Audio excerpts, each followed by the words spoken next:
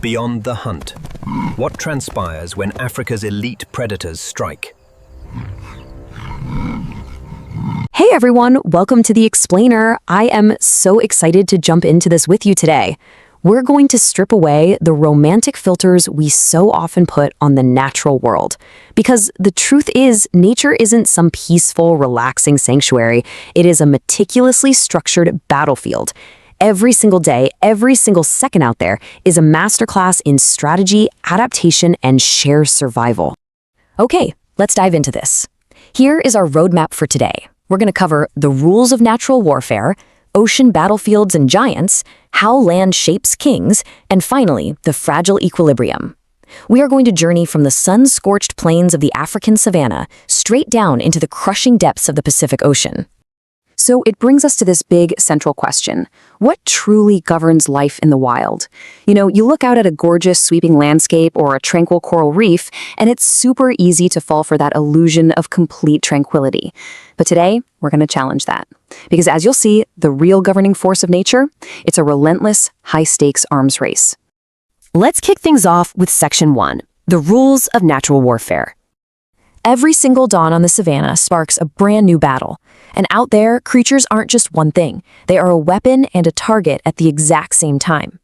Actually, we need to bust a few myths right off the bat. You've probably heard that hyenas are just scavengers, right?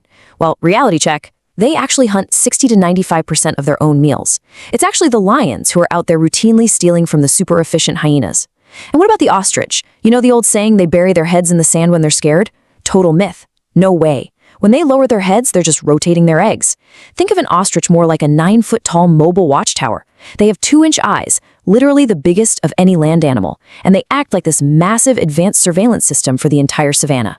But survival isn't just about physical strength, It's hugely about brain power, specifically this concept called Machiavellian intelligence. Baboons have this in spades. They use facial recognition, they build complex political alliances, and they operate with a level of intelligence that's basically on par with a 3-year-old human child just to outsmart predators.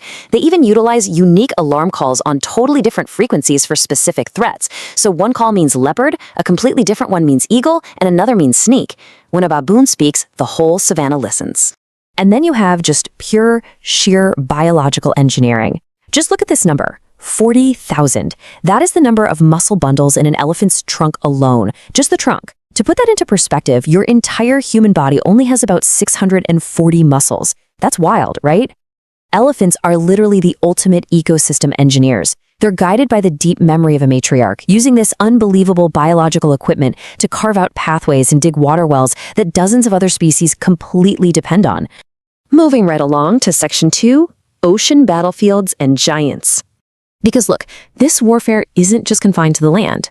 Let's dramatically shift our scale down into the Pacific Ocean. We're talking about an absolutely massive arena, covering 63 million square miles. That is bigger than all the world's land masses combined, and warfare has been raging there for millions of years.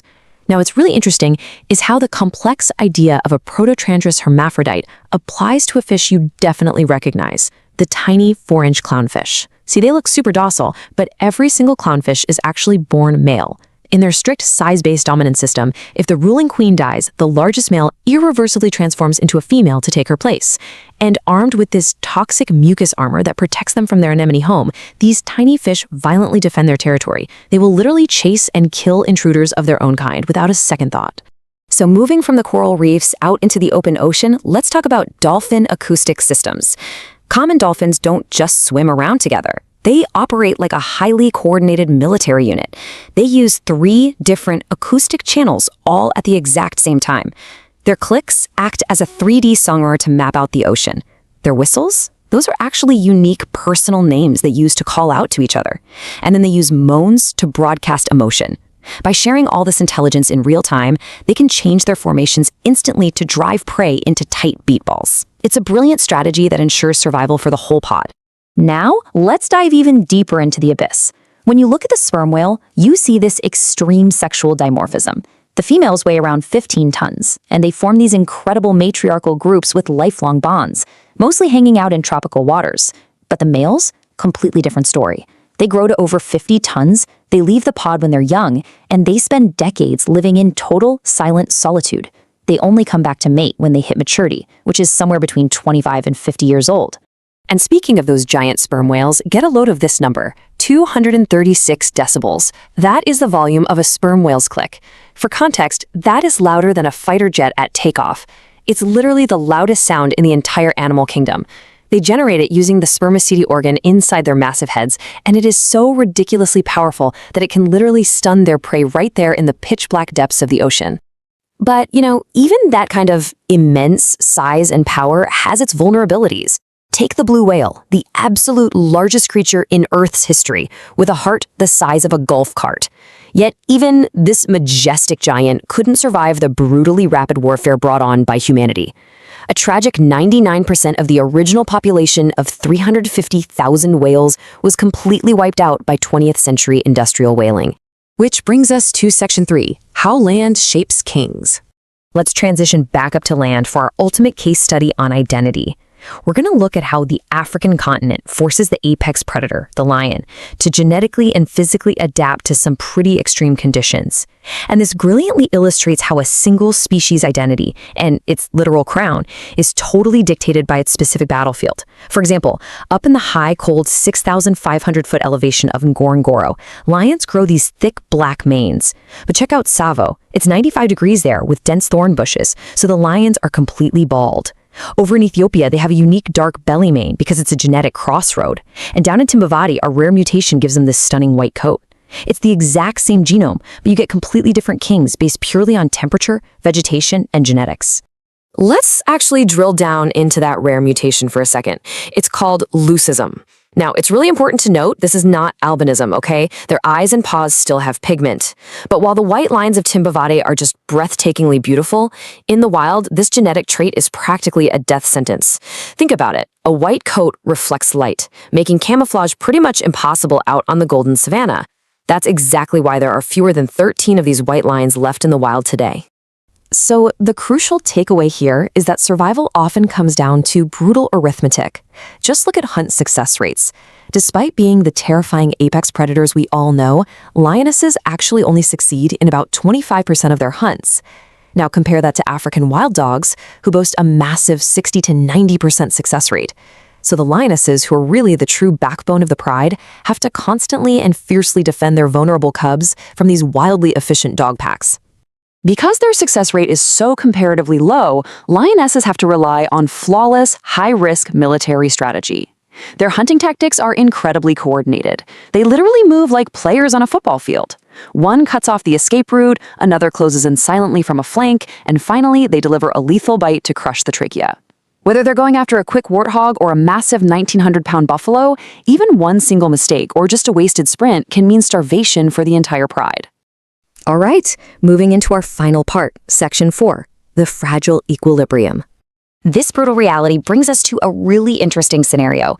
What happens when the land strips away absolutely everything? No water, no shade, no obvious prey, leaving just the absolute will to survive.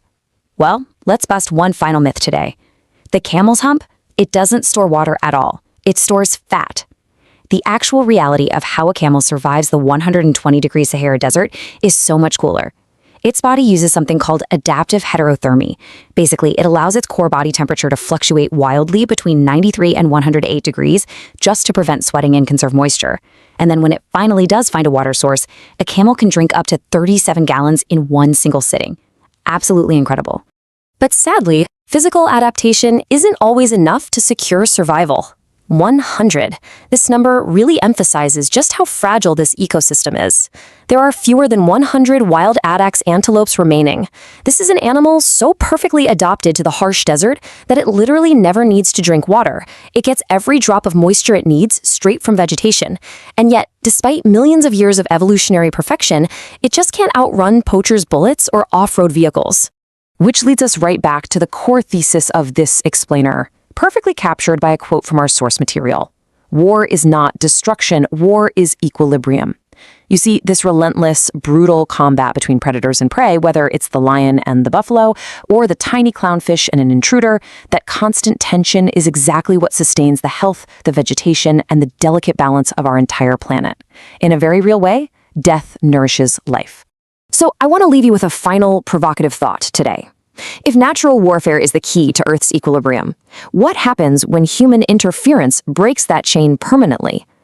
Nature has survived ice ages, it's survived century-long droughts, but industrial trawling nets, drifting plastics, and relentless poaching, that is a type of warfare that nature simply has not evolved to survive.